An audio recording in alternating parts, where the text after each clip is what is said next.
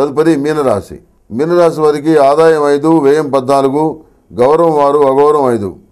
మీనరాశి వారికి ఈ సంవత్సరం మిశ్రమ ఫలితాలు గోచరిస్తున్నాయి. ఇబ్బందులను అధిగమించి విద్యారంగంలో అనుకూలమైన ఫలితాలు సాధిస్తారు. ఆర్థికపరమైన విషయాలు బాగున్నాయి. విలువైన వస్తువులు, స్థిరాస్తులు కొనుగోలు చేస్తారు. వాహన యోగం, గృహయోగం అనుకూలంగా ఉన్నాయి.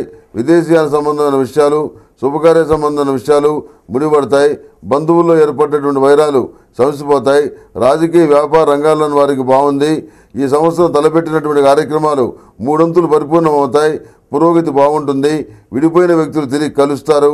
విడిపోవాలని భావించిన వ్యక్తులతో సర్దుకుపోతారు. అధికారులతో మంతనాలు, రాజకీయ పైరవీలు లాభిస్తాయి. కోర్టు తీర్పులు అనుకూలంగా వస్తాయి.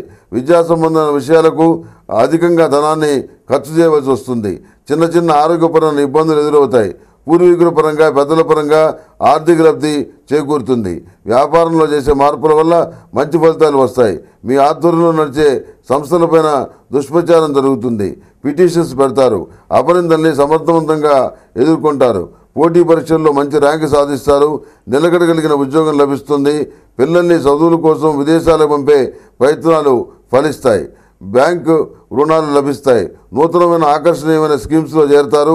రాజకీయ పదవుల కోసం పెద్ద ఎత్తున ప్రయత్నాలు చేస్తారు. అనుకూలమైన ఫలితాలు సాధిస్తారు. ప్రతిష్టాత్మకమైనటువంటి సంస్థల్లో పనిచేయడానికి అవకాశం లభిస్తుంది.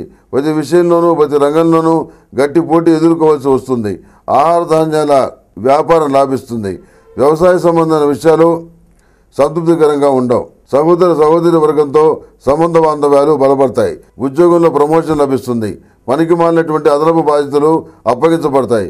కొన్నాళ్ళు ఉద్యోగంలో అసంతృప్తికరమైన వాతావరణం నెలకొంటుంది. కార్యాలయంలో మీ పనితీరు చాలామందికి నచ్చదు. ఉద్యోగం చేయడం కత్తి మీద సాములాగా తయారవుతుంది.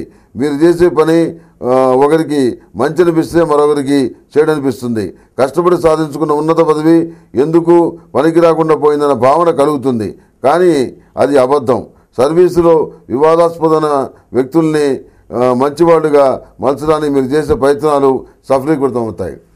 ఈ మీనరాశి వారు ఈ సంవత్సరం అనుకూలమైన ఫలితాలు సాధించడానికి భృగు పాశుపత హోమం చేయాలి. ఇక